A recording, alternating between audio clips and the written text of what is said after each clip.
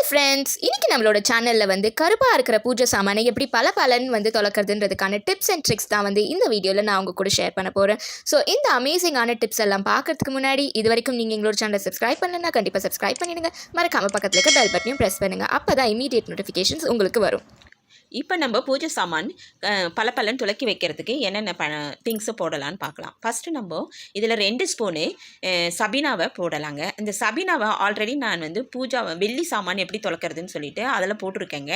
பார்க்காதவங்க அந்த டிஸ்கிரிப்ஷனில் அதனோட லிங்க் தரேன், அதை போய் பார்த்துக்கோங்க. இதில் ஃபஸ்ட்டு வந்து 2 ஸ்பூனு சபீனா போட்டுட்டு 1 ஸ்பூனு அரிசி மாவு போடணுங்க. அதில் அந்த அரிசி மாவு போட்டுட்ட பிறகு அதில் வந்து 1 ஸ்பூனு உப்பு ஆட் பண்ணிக்கிறேன். நான் உப்பு போட்டுட்டு ஒரு அரை எலுமிச்சம் பழத்தை பிழிஞ்சு விட்டுக்கிறேன். அந்த அரை எலுமிச்சம் பழத்தை பிழிஞ்சு விட்டுட்ட பிறகு இதை நல்லா நம்ம ஒரு ஸ்பூன் எடுத்து நல்லா மிக்ஸ் பண்ணிக்கலாம். இதை நல்லா மிக்ஸ் பண்ணிவிட்டு இந்த கலவையை தாங்க நம்ம எடுத்து இப்போ நம்ம சாமானுக்கு நம்ம தேய்க்க போகிறோம்.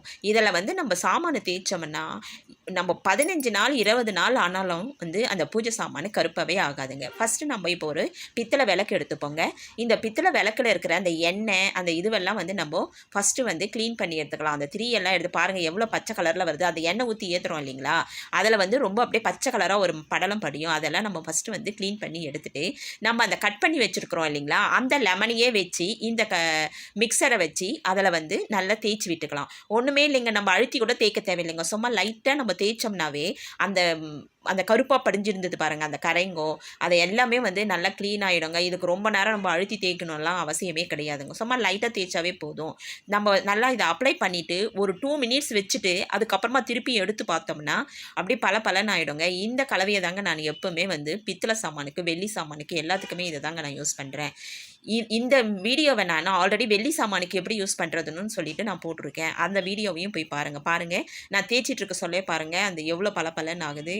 அந்த எலுமிச்சம் பழத்துலையே நம்ம தேய்ச்சோம்னா நல்லா பலன்னு ஆகிடும். பாருங்கள், உங்களுக்கே தெரியும் வீடியோவில் எவ்வளோ ஒயிட் ஆகிடுச்சு பாருங்கள். அந்த இதுவெல்லாம் வந்து பிளாக்கெல்லாம் பாருங்கள் அப்படியே பிளாக்காக வெளியே வந்துருச்சு.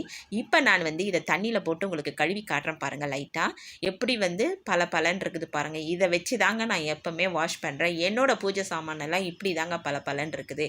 நான் வந்து வாரம் கழுவலைன்னா கூட ஒரு 15 நாளைக்கு ஒரு முறை இப்படி தாங்க கழுவிருப்பேன். பாருங்கள் எப்படி பலன்னு நம்ம வந்து கோல்டு மாதிரி மின்னுது பாருங்கள். இது மாதிரி தாங்க நான் யூஸ் பண்ணிட்டு இருக்கேன். நீங்களும் இதே மாதிரி இந்த கலவையை வந்து யூஸ் பண்ணி இந்த மாதிரி பாத்திரங்கள்லாம் தேய்ச்சிங்கன்னா உங்கள் பூஜை சாமானும் கருப்பாகவே ஆகாதுங்க. இதுலேயும் ஒரு ட்ரிக்ஸ் இருக்குதுங்க. அப்படியே உங்கள் தண்ணி வந்து உப்பு தண்ணியாக இருந்தால் கூட இது மாதிரி தேய்ச்சிட்டு நீங்கள் அதுக்கப்புறம் விபூதி எல்லாம் வச்சு கொஞ்சம் அதை தேய்ச்சிங்கன்னா இன்னும் பலன்னு ஆகும். ஆனால் நான் அதெல்லாம் யூஸ் பண்ணுறதே கிடையாதுங்க. இதை தேய்ச்சிட்டு அதுக்கப்புறமா வந்து நம்ம என்ன யூஸ் பண்ணுறதுன்னு பார்க்கலாம்.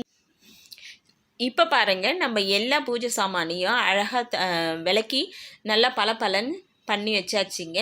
இப்போ வந்து நம்ம ஒன்றும் பண்ணக்கூடாதுங்க. அதில் ஒரு ஒயிட் கிளாத் எடுத்துகிட்டு பனியன் கிளாத் மாதிரி எடுத்துக்கிட்டிங்கன்னா இன்னும் ரொம்ப நல்லாயிருக்கும். ஏன்னா அது பனியன் கிளாத் நல்லா சாஃப்டாக இருக்குங்க.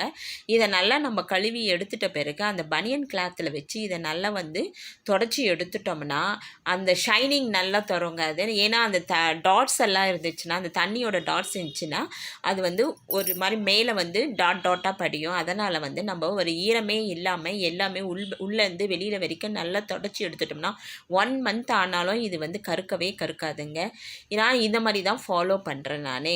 இந்த டிப்ஸ் அண்ட் ட்ரிக்ஸ் எல்லாம் உங்களுக்கு பிடிச்சிருந்ததுன்னா கண்டிப்பாக கல்பனா பிளாசாக்கு லைக் பண்ணுங்கள், ஷேர் பண்ணுங்கள், சப்ஸ்கிரைப் பண்ணுங்கள், மறக்காமல் கமெண்ட் பண்ணுங்கள். Stay tune with the channel for our upcoming videos. See you, tata, bye bye.